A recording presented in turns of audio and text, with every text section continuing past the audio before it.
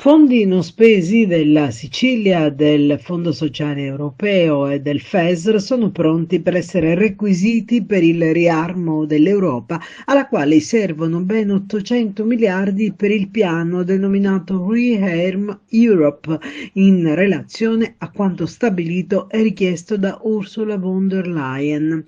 Ieri c'è stata una immediata riunione che ha convocato il ministro Fitto, alla quale sono stati invitati i governatori di regione e anche il presidente della regione siciliana Schifani. Quest'ultimo si è detto pronto a fare la sua parte. Significa dunque che parte dei quasi 7 miliardi del Fondo Sociale Europeo e del Fondo Europeo di Sviluppo Regionale non spesi potrebbero ritornare nelle casse dell'Europa, sia per rispondere all'urgenza immediata di sostenere Kiev, sia per affrontare la necessità a lungo termine di assumersi una responsabilità molto maggiore per la sicurezza europea.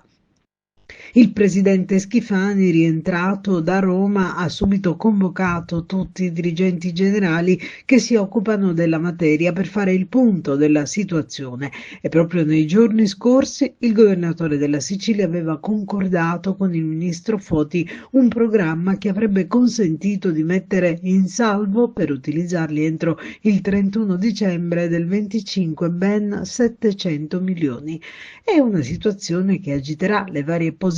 politiche che già a livello nazionale vede contrapporsi Lega e Forza Italia, e che certamente anche in Sicilia non mancherà di creare frizioni nella già disastrata maggioranza che appoggia il governo Schifani.